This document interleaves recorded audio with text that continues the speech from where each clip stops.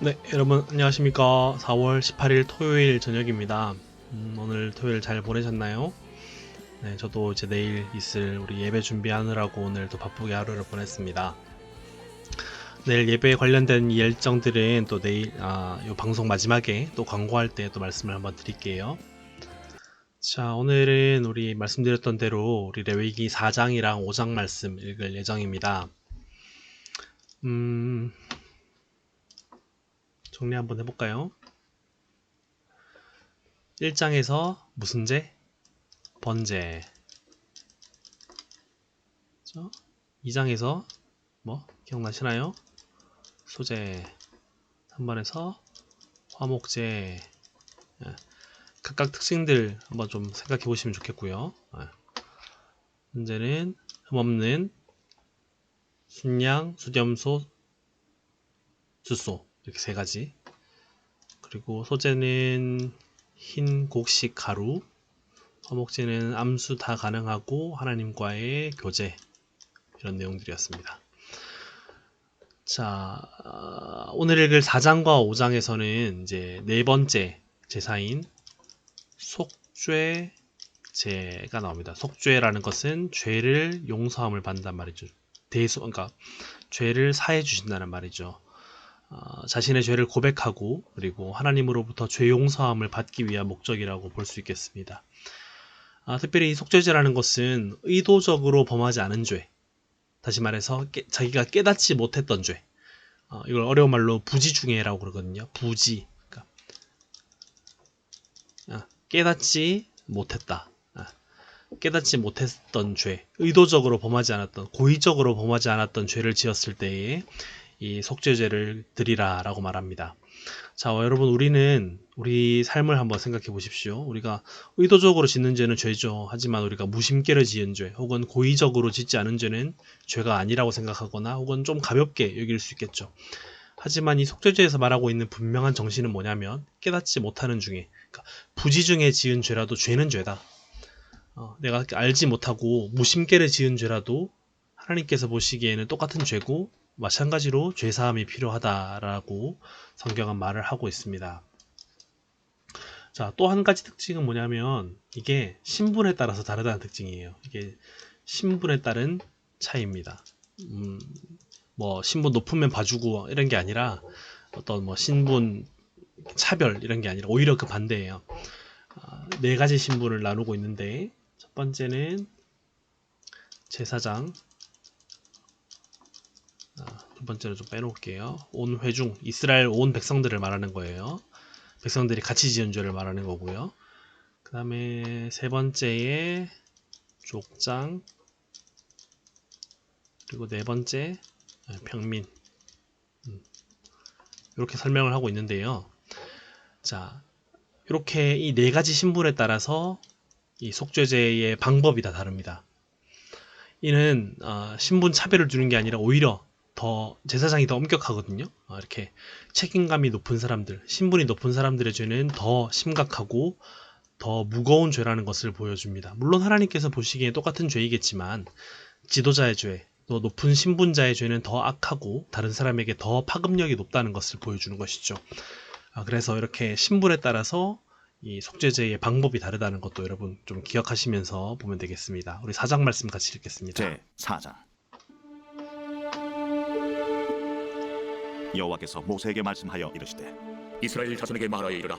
누구든지 여호와의 계명 중 하나라도 그를 범하였으되 만일 기름 부음을 받은 제사장이 범죄하여 백성의 허물이 되었으면 그가 범한 죄로 말미암아 흠없는 수송아지로 속죄 제물을 삼아 여호와께 드릴지니 그 수송아지를 회막문 여호와 앞으로 불어다가 그 수송아지의 머리에 안수하고 그것을 여호와 앞에서 잡을 것이요 기름 부음을 받은 제사장은 그 수송아지의 피를 가지고 회막에 들어가서 그 제사장이 손가락에 그 피를 찍어 여호와 앞 곧 성소의 휘장 앞에 7번 뿌릴 것이며 제사장은 또 그 피를 여호와 앞 곧 회막 안 향단 뿔들에 바르고 그 송아지의 피 전부를 회막문 앞 번제단 밑에 쏟을 것이며 또 그 속죄 제물이 된 수송아지의 모든 기름을 떼어낼지니 곧 내장에 덮인 기름과 내장에 붙은 모든 기름과 두 콩팥과 그 위에 기름 곧 허리 쪽에 있는 것과 간에 덮인 거풀을 콩팥과 함께 떼어내되 화목제 제물의 소액에서 떼어냄같이 할 것이요 제사장은 그것을 번제단 위에서 불사할 것이며 그 수송아지의 가죽과 그 모든 고기와 그것의 머리와 정강이와 내장과 똥 곧 그 송아지의 전체를 진영 바깥 재버리는 곳인 정결한 곳으로 가져다가 불로 나무 위에서 사르되 곧 재버리는 곳에서 불사를지니라. 만일 이스라엘 온 회중이 여호와의 계명 중 하나라도 부지중에 범하여 허물이 있으나 스스로 깨닫지 못하다가 그 범한 죄를 깨달으면 회중은 수송아지를 속죄죄로 드릴지니 그것을 회막 앞으로 끌어다가 회중의 장로들이 여호와 앞에서 그 수송아지 머리에 안수하고 그것을 여호와 앞에서 잡을 것이요 기름 부음을 받은 제사장은 그 수송아지의 피를 가지고 회막에 들어가서 그 제사장이 손가락으로 그 피를 찍어 여호와 앞 휘장 앞에 7번 뿌릴 것이며 또 그 피로 회막 안 여호와 앞에 있는 제단 뿔들에 바르고 그 피 전부는 회막 문 앞 번제단 밑에 쏟을 것이며 그것의 기름은 다 떼어 제단 위에서 불사르되 그 송아지를 속죄죄의 수송아지에게 한 것 같이 할지며 제사장이 그것으로 회중을 위하여 속죄한즉 그들이 사함을 받으리라. 그는 그 수송아지를 진영 밖으로 가져다가 첫 번 수송아지를 사람같이 불사를지니 이는 회중의 속죄의 죄니라. 만일 족장이 그의 하나님 여호와의 계명 중 하나라도 부지중에 범하여 허물이 있었는데 그가 범한 죄를 누가 그에게 깨우쳐주면 그는 흠없는 순념처를 예물로 가져다가 그 순념서의 머리에 안수하고 여호와 앞 번제물을 잡는 곳에서 잡을지니 이는 속죄죄라. 제사장은 그 속죄 제물의 피를 손가락에 찍어 번제단 뿔들에 바르고 그 피는 번제단 밑에 쏟고 그 모든 기름은 화목제 제물의 기름같이 제단 위에서 불사를지니 이같이 제사장이 그 범한 죄에 대하여 그를 위하여 속죄한즉 그가 사함을 얻으리라. 만일 평민의 한 사람이 여호와의 계명 중 하나라도 부지중에 범하여 허물이 있었는데 그가 범한 죄를 누가 그에게 깨우쳐주면 그는 흠없는 암염소를 끌고 와서 그 범한 죄로 말미암아 그것을 예물로 삼아 그 속죄 제물의 머리에 안수하고 그 제물을 번제물을 잡는 곳에서 잡을 것이요 제사장은 손가락으로 그 피를 찍어 번제단 뿔들에 바르고 그 피 전부를 제단 밑에 쏟고 그 모든 기름을 화목제물의 기름을 떼어낸 것 같이 떼어내 제단 위에서 불살라 여호와께 향기롭게 할지니 제사장이 그를 위하여 속죄한즉 그가 사함을 받으리라. 그가 만일 어린 양을 속죄제물로 가져오려거든 흠없는 암컷을 끌어다가 그 속죄제 제물의 머리에 안수하고 번제물을 잡는 곳에서 속죄제물로 잡을 것이요 제사장은 그 속죄제물의 피를 손가락으로 찍어 번제단 뿔들에 바르고 그 피는 전부 제단 밑에 쏟고 그 모든 기름을 화목제 어린 양의 기름을 떼낸 것 같이 떼내어 제단이 여호와의 화제물 위에서 불살지니 이같이 제사장이 그가 범한 죄에 대하여 그를 위하여 속죄한즉 그가 사함을 받으리라. 아멘. 자, 이렇게 자기가 지은 죄, 특별히 부지 중에 지은 죄에 대해서 하나님께 제사 드릴 것을 하나님 명령하시죠. 참고로 이 배경의 레비티쿠스, 이거는 그 레위기의 영어식 표현입니다. 레위기라는 뜻입니다. 자, 이제 5장으로 넘어오겠습니다. 5장에서는 속죄죄의 특별한 규정에 대해서 이야기합니다. 속죄죄 이야기가 계속 이어지죠. 자, 앞에서 살폈던 번제, 소제, 화목제도 어떤 특별한 규정들이 있었죠. 좀 세부 규정들이 있었어요. 화목제에도 그런 규정들이 존재합니다. 자, 먼저 보니까 5장 1절 한번 보세요. 5장 1절에 보니까 말이 어렵습니다. 여러분 잘 들어보세요. 어떤 사람에 대해서 저주하는 소리를 듣게 되면 그 말을 당사자에게 전달해서 화를 면하도록 하고, 만약 알리지 않아서 누군가가 죄를 짓도록 하게 되면 그 죄의 책임은 이 저주의 말을 들은 사람에게도 있다라고 말합니다. 말이 어렵죠? 한번 들어보세요. 예를 한번 들어볼게요. 뭐 그럴 일이 없을 거니까 제가 저랑 제 남동생, 여동생이 있거든요. 예를 한번 들어볼게요.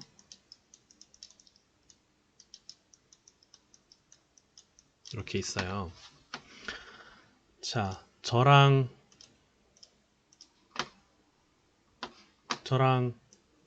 은비랑 이야기를 하고 있다가 내가 화가 난 거야. 박종렬한테 화가 났어. 그래서 내가 박은비한테 뭐라 그러냐면, 박종렬 가만두지 않을 거야. 박종렬 내가 혼내줄 거야. 심지어는 내가 죽일 거야. 이렇게 말을 합니다. 그러면 박은비는 그냥 듣고 그냥 끝내는 게 아니라 박종렬한테 이야기를 해줘야 됩니다. 오빠가 종렬이 죽인대 라고 이야기를 해줘야 돼. 만약에 이야기를 듣고도 종렬한테 이야기를 안 해주잖아요. 그리고 내가 만약에 종렬을 때리거나 죽였어. 그러면 이 죄의 책임, 이 살인죄의 책임은 박종서한테만 있는 게 아니라 박은비한테도 있다는 거예요. 웃기죠? 이 저주의 말을 들었으면 그 저주의 말을 당사자한테 말을 해줘라. 그렇지 않아서 생기는 모든 이 사고에 대해서는 이 사람도 일부 책임이 있다. 이렇게 말을 하는 거죠. 이런 것들은 참 말이 안 되는 것 같지만 어떤 심각한 범죄, 특별히 저주를 함으로 인해서 분노하고 보복하는 그런 범죄를 미리 막고 예방한다는 목적에서 이렇게 이야기를 한 것 같아요. 자, 또 두 번째 예외 조항 한번 볼게요. 두 번째 예외 조항 보니까 죽은 동물이나 죽은 사람을 만지는 걸 부정하다고 말을 하는데, 그런 죽은 사체를 만지는 경우에 이제 이 특별 규정에 또 해당이 됩니다. 또 그러니까 사람이 부정하게 되는 경우죠. 내가 부정하게 되는 경우도 있는데, 예를 들면 정결하지 않은 제사, 신성모독, 혹은 혼전순결, 깨끗함을 받지 않은 영, 이건 이방인과의 결혼, 이런 경우에도 이제 이 속죄제를 드려야 된다라고 말하고, 또 마지막 네 번째는 함부로 맹세한 경우, 함부로 맹세했다가 그 맹세를 지키지 못한 경우, 이렇게 말을 하네요. 자, 이제 마지막 다섯 번째가 남았습니다. 다섯 번째 제사 뭐 남았죠?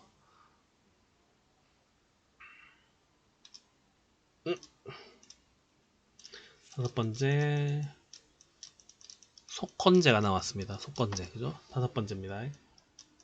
사투리 뭐야? 자, 속건제라는 말은 다른 말로는 보상제예요. 보상제. 좀 쉽게 이해할 수 있겠죠, 이제? 내가 만약에 다른 사람이 가진 물건, 다른 사람의 소유를 훼손시켰거나 피해를 입혔을 경우에 이것은 하나님께도 지은 죄기도 하지만 그 피해를 입은 그 사람에게도 짓는 죄가 되죠. 따라서 이런 경우에는 먼저 그 피해자에게 먼저 보상을 하고 나서 하나님께 제사를 드리라라고 말합니다. 다른 사람에게 피해를 입혔으면 그 피해에 대해서 20%, 5분의 1을 더 더해서, 예를 들어 100만 원짜리를 부쉈으면 120만 원을 보상해 주라고 말하죠. 그렇게 해서 먼저 그 사람에게 보상하고 나서 이제 하나님께 와서 이제 제사를 드리는 것을 속건제라고 말을 합니다. 만약 다른 사람의 것을 부정한 방법으로 훔치거나 혹은 빌렸다가 다시 돌려주지 않는 것, 혹은 그냥 땅바닥에 있는 누구의 물건인지 모르는 것을 그냥 내가 마음대로 가져가는 것, 이런 부분도 다 이 도둑질에 해당된다라고 말합니다. 자, 이런 내용들은 다 하나님 사랑은 곧 이웃 사랑으로 이어져야 된다라는 것에서 시작됩니다. 10계명이 1계명부터 4계명까지는 하나님에 대한 것이지만 5부터 10까지는 이웃 사랑이죠. 그래서 하나님 사랑과 이웃 사랑은 같이 가야 된다는 것을 이 속건제를 통해서 우리는 확인할 수 있습니다. 10계명의 원리에 따른 것이죠. 자, 그래서 이제 속건제에 대한 내용은 5장부터 해서 6장 7절까지 이어집니다. 이게 6장이 약간 절이 이상하게 끊겼는데, 뭐 물론 다 이유가 있겠죠. 하지만 어쨌든 속건제에 대한 내용 6장 7절까지니까 오늘은 6장 7절까지 같이 한번 읽어보겠습니다.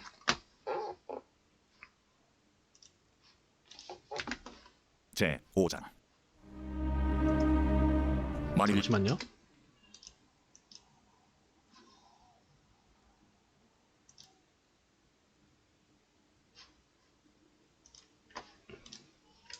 자, 5장입니다. 제 5장.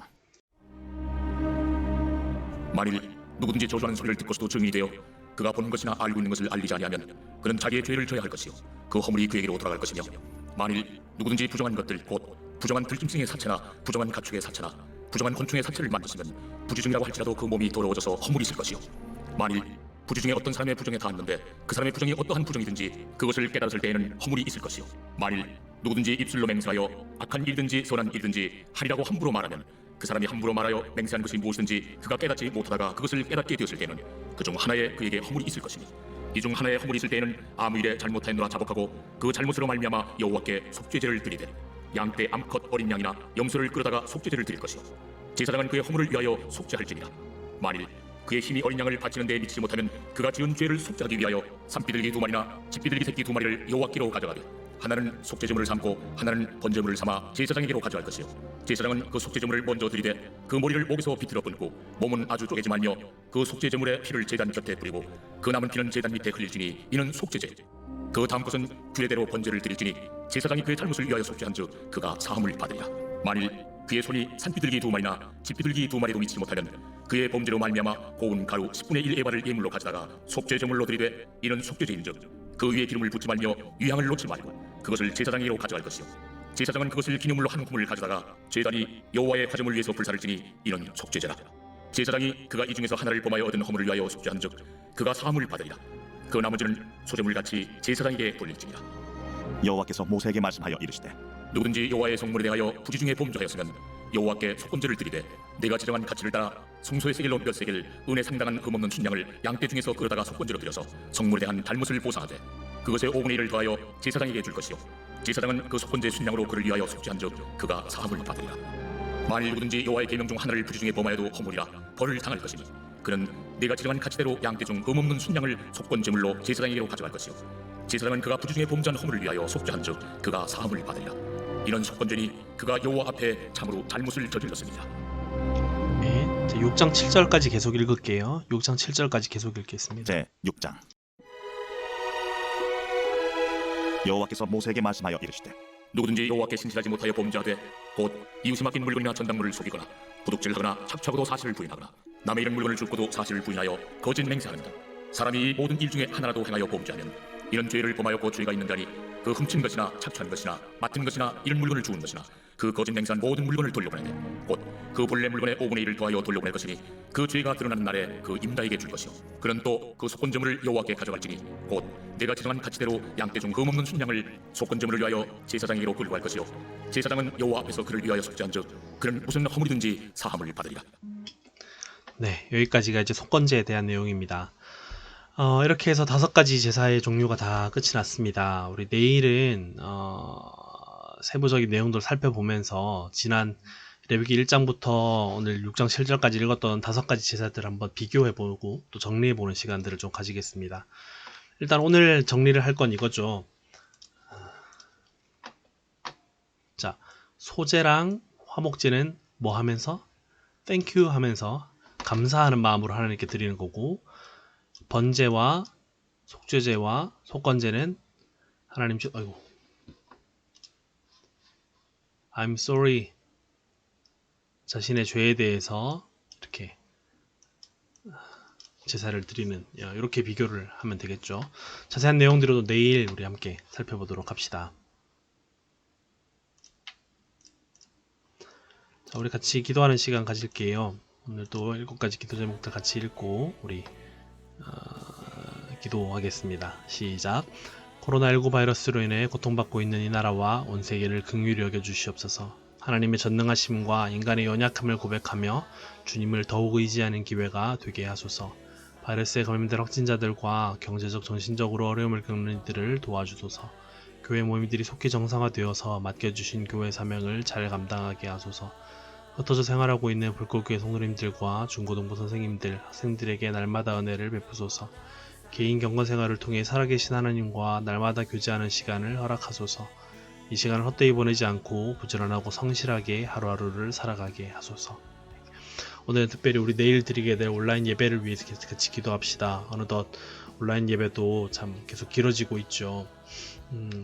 참 마음이 흐트러지기 쉬운 것 같아요. 또 편하게 쉽게 예배 드릴 수도 있잖아요. 하지만 제가 처음에도 말씀드렸듯이 온라인 예배일수록 더 여러분들이 엄격하게 그리고 더 여러분들의 마음을 붙잡고 예배 드렸으면 좋겠고, 네, 온라인 예배 가운데 또 하나님께서 은혜 베풀어 주시기를 기도하는 마음으로 우리 이 7가지 기도 제목과 내일 드릴 온라인 예배를 위해서 같이 기도하도록 하겠습니다. 기도합시다.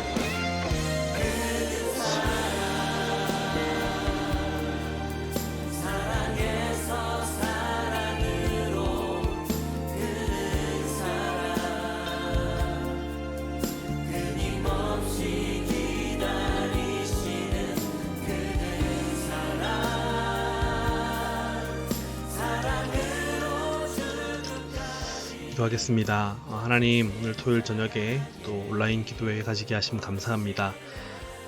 레위기 말씀을 통해서 여러 가지 제사 방법들과 또 그 제사에 담긴 의미들을 배우게 하심 감사합니다. 아직까지 우리에게 조금 생소하고 어렵게 느껴지기도 하지만 또 성령님께서 말씀을 잘 이해할 수 있도록 도와주시고 이 내용이 오늘 우리에게 또 어떻게 적용할 수 있을지 고민하고 또 생각할 수 있는 시간들을 우리에게 허락해 주시기를 원합니다. 주님, 코로나19로 인해서 내일도 우리가 부득이하게 온라인 예배로 대체해서 드립니다. 자리는 바뀌었지만 우리의 마음과 예배자로서의 중심은 변하지 않도록 도와주시고 우리가 무엇보다도 마음을 잘 붙잡아서 온라인 예배 가운데 부어주시는 또 하나님의 은혜를 기대하며 사모하는 내일 하루가 되도록 붙잡아 주시옵소서. 내일 주일을 또 하나님 은혜 가운데 잘 보낼 수 있도록 주님 역사하여 주시옵소서. 예수님 이름으로 감사하며 기도드립니다. 아멘. 자, 오늘 온라인 기도회를 모두 마쳤습니다. 광고 하나 내일 일정 광고할게요. 자, 내일 4월 19일 주일입니다. 오전 11시부터 우리 주일 공예배가 방송으로 되고요. 그리고 저녁 8시 30분부터 9시까지 똑같은 시간에 우리 중고등부 온라인 기도회 계속됩니다. 특별히 우리 학습 공부 지금 4명이 또 입교 공부도 4명이 지금 진행을 하고 있습니다. 내일 1시부터 학습 공부 또 8시부터 입교 공부 있는 것도 기억해 주시고 학습과 입교 공부하는 친구들 위해서 또 기도해 주시고 격려해 주시면 감사드리겠습니다. 자, 오늘도 고생 많으셨습니다. 오늘 일찍 주무시고 우리 내일 온라인 예배 요즘 패턴이 바뀌어서 늦잠 주무시는 친구들 있죠, 그죠? 하지만 내일 온라인 기도회 전에 일어나셔서 씻고 또 예배 함께 드릴 수 있도록 합시다. 푹 주무시고 우리 내일 온라인 기도회와 저녁에 있을 중고등부 기도회 때 만나도록 하죠. 안녕히 주무세요. 굿나잇.